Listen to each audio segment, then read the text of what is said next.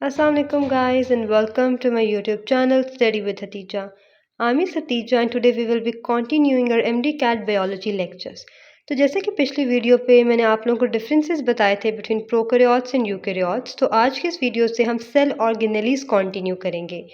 अब बेसिकली हमारी जो पीएमसी की आउटलाइन आई है, सिलेबस आउटलाइन, उस पर हमारे पास सिर्फ चंद ऑर्गेनेलीज हैं, आई गेस 10 ऑर्गेनेलीज हैं जो कि हमने तैयार करनी है। तो मैं आपको नहीं 10 के लेक्चर यहाँ अपलोड कर दूंगी। अगर इसके अलावा कोई बच्चा एक्स्ट्रा करना चाहता है सो आई प्रेफर कि वो लोग फर्स्ट की जो आपकी बुक है वहाँ से जो ऑर्गेनेलीज प्रेजेंट है वो सारे एक दफ़ा रीड ज़रूर कर लें। तो हम पहले अपनी ऑर्गेनेलीज देखते हैं, endoplasmic reticulum.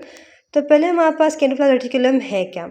So it is a network of interconnected channels that extend from where nuclear outer membrane to cell membrane. यानी एक ऐसा नेटवर्क है हमारे पास चैनल, कनेक्टेड चैनल्स का, जो कि कहाँ से कहाँ तक जाते हैं, न्यूक्लियर की आउटर मेम्ब्रेन से लेके सेल मेम्ब्रेन तक एक्सटेंड करते हैं।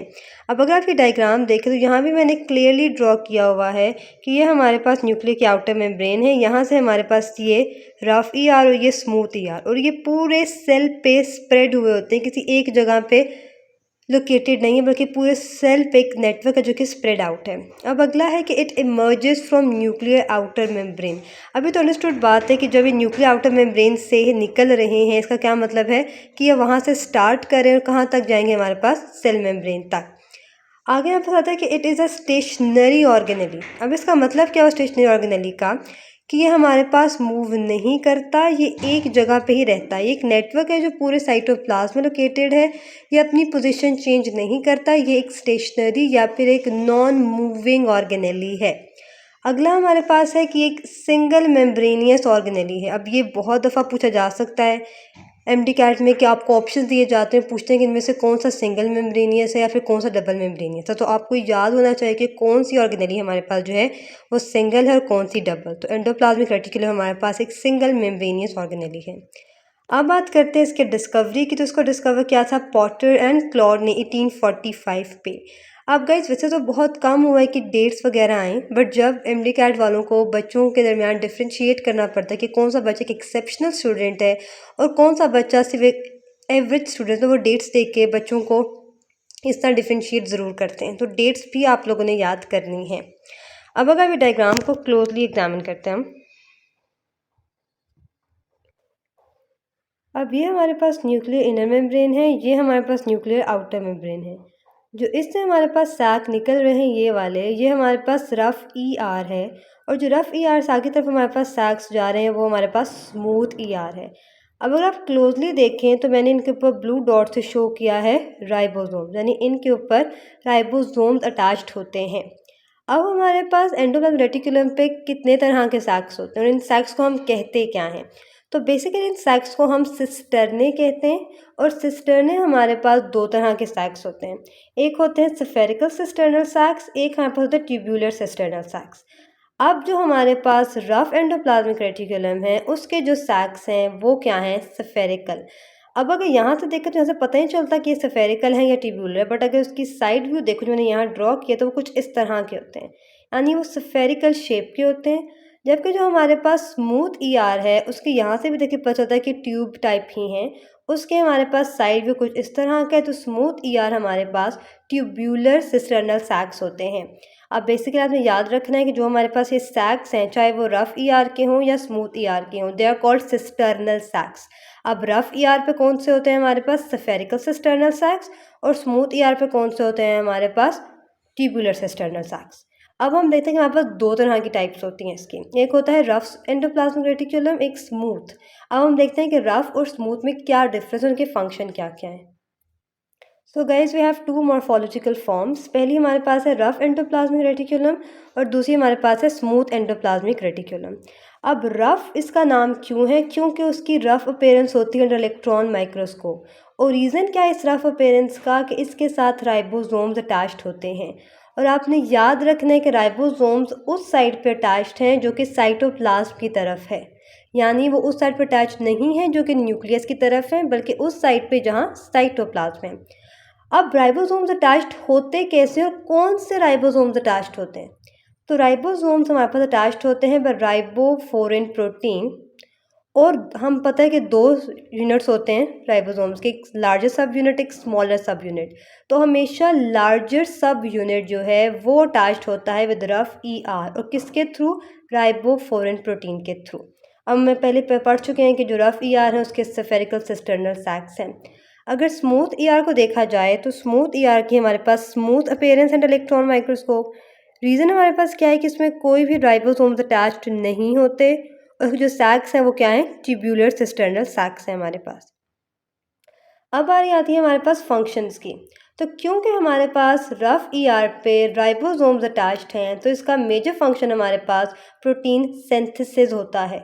ये प्रोटीन सिंथेसिस करता है। मेजर प्रोटीन्स जो हैं वो इधर ही बन रही होती हैं, वो पूरे सेल पर ट्रांसपोर्ट की जाती हैं। इसके अलावा क्योंकि ये एक कॉन्टीन्यूस नेटवर्क है, तो हमारे पास ये मैकेनिकल सपोर्ट भी देता है सेल को, और transport within the cell, यानी जो ये प्रोटीन्स बनाता है सिर्फ उसको अपने तक नहीं रखता, बल्कि स्मूथ ER के थ्रू सारे जो सेल है के कंटेंट है उस पर डिस्ट्रीब्यूट करता है। अब हमारे पास आता है स्मूथ ER के फंक्शन। तो स्मूथ ER के फंक्शन है कार्बोहाइड्रेट मेटाबॉलिज्म, यानी कार्बोहाइड्रेट को मेटाबोलाइट या उसको हाइड्रोलाइज करना, लिपिड मेटाबॉलिज्म, और लिपिड को ब्रेक डाउन किन फैक्टर्स या किन कंटेंट पे करता है? इसको फॉस्फोलिपिड्स में ब्रेक डाउन करता है, ऑयल्स पे, कोलेस्ट्रॉल्स पे और स्टीरॉइड्स पे। अगर आपको याद हो तो फॉस्फोलिपिड्स, कोलेस्ट्रॉल और स्टीरॉइड्स हमारे पास सारे प्लाज्मा मेम्ब्रेन बना रहे होते हैं। ठीक हो गया। फिर इसका काम क्या है? Detoxification of drugs in liver cell. Liver cell पे क्या काम करते हैं हमारे पास स्मूथ ER? ये जो ड्रग हमारे पास होता है उसको डिटॉक्सिफाई करते हैं। अब ड्रग का मतलब कोई भी हमारे पास नार्कोटीन्स वगैरह नहीं है, बल्कि कोई भी ड्रग, ये मेडिसिनल ड्रग भी हो सकता है और एडिक्टिव ड्रग्स भी हो सकते हैं। दूसरा इसका बहुत इंपॉर्टेंट फंक्शन ये है कि ये कैल्शियम आयन को स्टोर करती है मसल्स पे, जो कि मसल कॉन्ट्रैक्शन के लिए बहुत ज़्यादा ज़रूरी है। जो कि अभी अभी ग्रेजुएट्स हैं सेकेंड ईयर के, उनको पता होगा कि हमारे पास ये जो क्रॉस ब्रिज बनना और टूटने में कैल्शियम आयन का बहुत इंपॉर्टेंट रोल होता है। सेकेंड का कंडक्शन ऑफ नर्व इम्पल्स बहुत इंपॉर्टेंट रोल प्ले करती है। फिर ये provide mechanical support and transport within the cell. ये दो फंक्शन ऐसे हैं जो कि स्मूथ ER और रफ ER के सेम हैं। तो ये ऑप्शन भी अक्सर आ जाता है कि इन दोनों में से एक दिया होगा। ठीक है, 4 ऑप्शन होंगे, इनमें से एक जो होगा इन दोनों में से कोई होगा, और पूछेगा कि कौन सा फंक्शन है सिमिलर है रफ ER का और स्मूथ ER का, तो ऑप्शन दोनों में से एक होना चाहिए आपका। तो स्मूथ और रफ ER में एक दो डिफरेंस देख लेते हैं कि ये रफ अपीयरेंस है इसकी, इसकी स्मूथ अपीयरेंस है। इस पर राइबोसोम्स अटैच्ड हैं, इस पर राइबोसोम्स अटैच्ड नहीं हैं। ये स्फेरिकल सैक्स हैं, सिस्टर्नल सैक्स, ये ट्यूबुलर सिस्टर्नल सैक्स हैं। इसके function, major function protein synthesis है, मैकेनिकल सपोर्ट ट्रांसपोर्ट का है। इसका कार्बोहाइड्रेट मेटाबॉलिज्म है, lipid metabolism, detoxification of drugs है, मसल्स पे कैल्शियम आयन को स्टोर करता है, कंडक्शन नर्व इम्पल्स है, और वही मैकेनिकल सपोर्ट ट्रांसपोर्ट का। अब ये एक क्वेश्चन बहुत दफ़ा पूछा गया है। All cells have major amount of rough ER and minor amount of smooth ER except muscle sales.